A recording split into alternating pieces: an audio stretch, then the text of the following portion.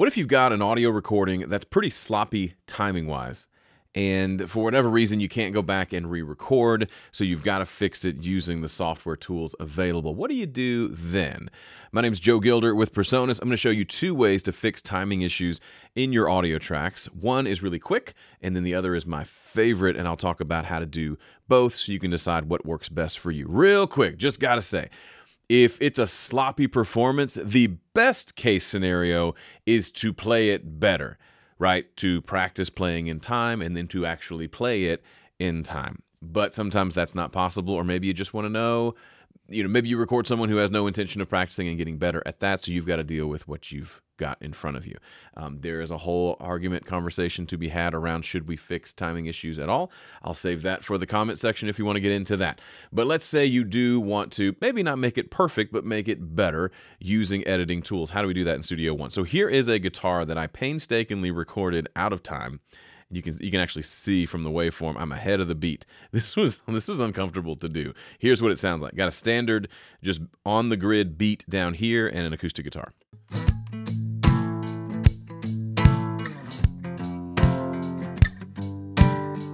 So I'm just ahead of the beat. So what can we do here? I'll show you the first method, which is to use Studio One's built-in audio bend markers to literally stretch and compress the audio to get it in time. Okay? Think in terms of years ago when I was a Pro Tools user, we would use a plugin called Time Expansion and Compression. That would let you're literally stretching and changing the audio itself.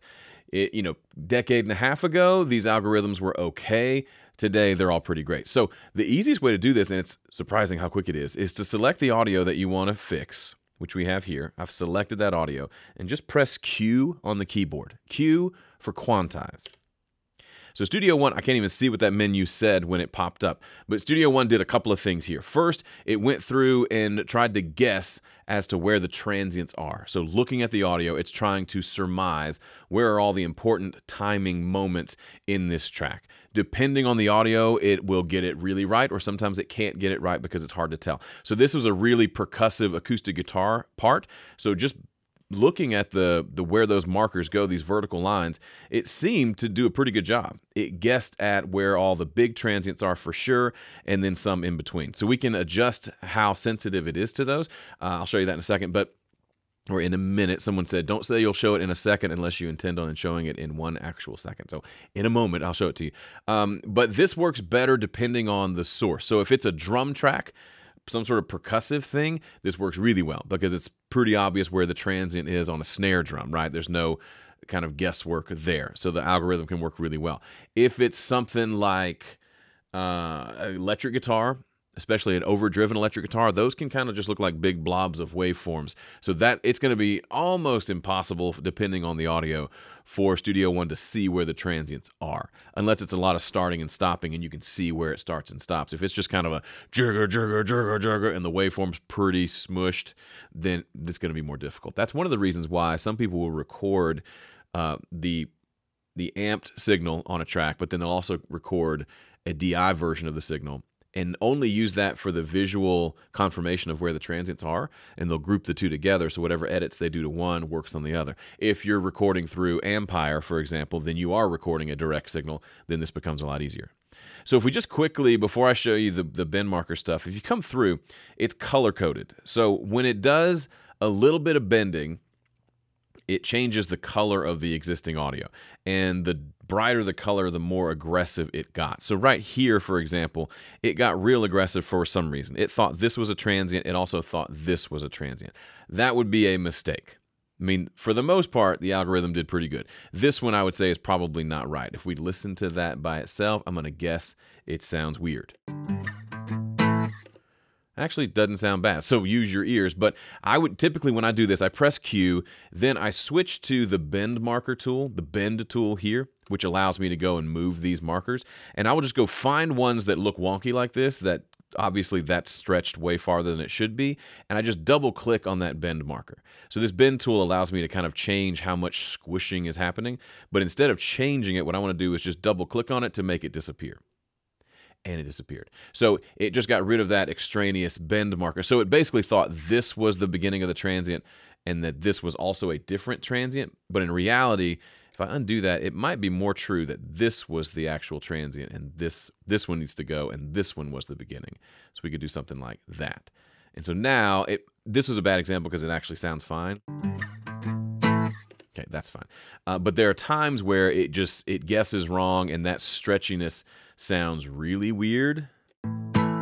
That one's not bad either, but it'll sound like almost like a clipping is happening. So basically, I'll go through, when I see big honking red like that, I just double click to get rid of it and assume that this transient is right, because that's acoustic guitar. It has a pretty defined transient, but there's also like a little bit of lead in, right? When you start playing the lower strings, you're not done with your strum till you get to the higher strings, right? Bring, even if you're going fast. So that's kind of what's going on here. So that loud one, I would agree with Studio One that that's the right bend marker. The previous one that it thought was a bend marker, I'd say that's not correct. So the way this works, Studio One did a number of things, and you can see more of what it's doing by clicking on this button up here, the audio bend button. And that kind of shows you a menu to tell you what's happening here. So we can look at we can turn the bend markers on and off by clicking this little eyeball, and we can set the threshold of how aggressive it's going to go and catch all the different transients. So the higher we go, the more it's going to catch everything that looks like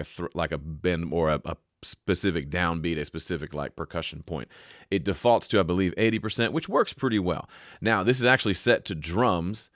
It probably would be better to set it to the sound setting versus the drum setting, because that tends to be better for polyphonic audio that has more than just a single kind of group of frequencies like a drum.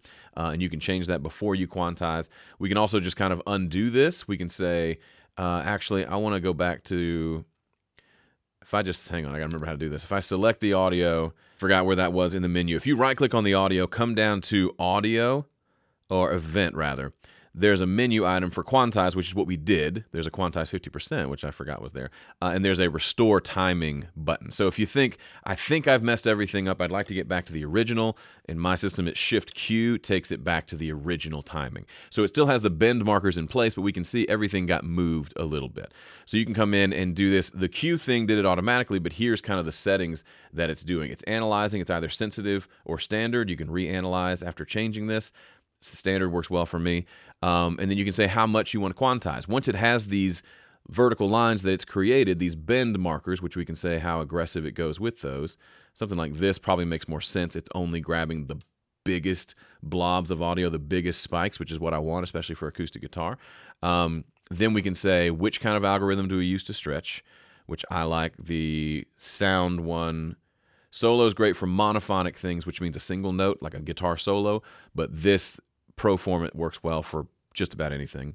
And then we can say how much do we want to quantize? Do we want to take it all the way to the grid or not? You can play around with that to see what you like. You can also have it slice it up, which is reminiscent of Beat Detective in Pro Tools. But if you just want to have it bend it and move it, we can hit apply, and you can see all of those, they all move to the right a little bit because I was playing ahead of the beat. Now they've all moved to the right, and that should, without me doing anything else, that should sound better and more in time with that existing drum beat.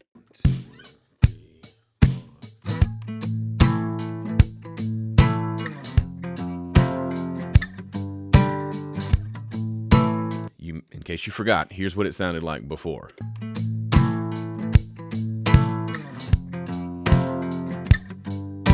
Just rushing and ahead of the beat. It's funny, it makes the drums sound off. But if we select it and we press Q, it does its thing, and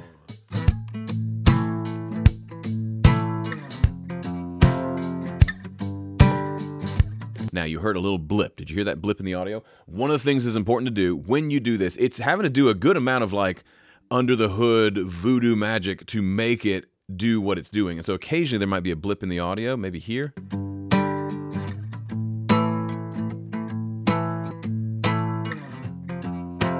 So you just want to go through, listen to it in solo. I didn't hear it that time, so maybe it was something else. And just make sure there aren't any spots that sound wonky or have that little red marker. You can select the bend marker and just delete it if you find any like that. And then once it's done, you could render this down as a piece of audio so that it's not doing the bending over and over. If you want, you can do that by right-clicking and go transform to rendered audio. So you right-click on the track itself, transform to rendered audio. It'll render all those changes to kind of a nice, shiny, new audio file. Or you can just select it, hit Command B, which will bounce it as a piece of audio. Now it's fixed. You can't necessarily get back to the edit, so you want to make sure you're ready for that when it happens, but that is an option as well. So what do we do if we don't want to go, for whatever reason, you want to do a simpler method? Not simpler, that one's fast and simple. Here's my preferred method, and it's probably just because I grew up editing in Pro Tools, and I like to just slice things up and move them around manually. Here's the way that works. And I've shown this before, but it's worth showing again. You find a spot where the timing's off, and so I've got this set up your system like this, where your alternate tool is the split tool. You set that by clicking up here and choosing the split tool as kind of the secondary tool, and make sure this is selected, okay? So now that tells me when I'm looking at when I'm looking at the audio, I want to cut it before the big transient, so somewhere about right here. So I hold down Command on the Mac, Control on the PC. That lets me slice it. Then I go and find the end of that phrase. Let's say, I mean, this whole like section is pretty behind. Let's just say we want to move this phrase here. I'm on my head of the beat, pretty good.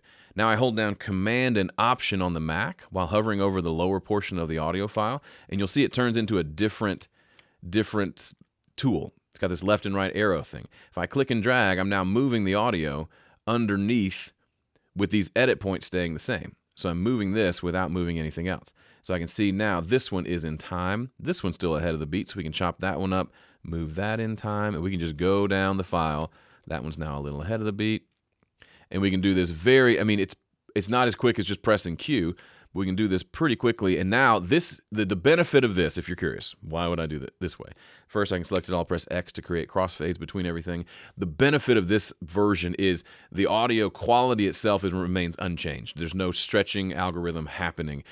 I couldn't hear much, if any, artifacts when I pressed the letter Q, but on certain audio sources you might hear that, or you might just want to do this more manually and not do every downbeat and just go find the worst culprits and just fix those. If that's the case, this might be a better approach for you.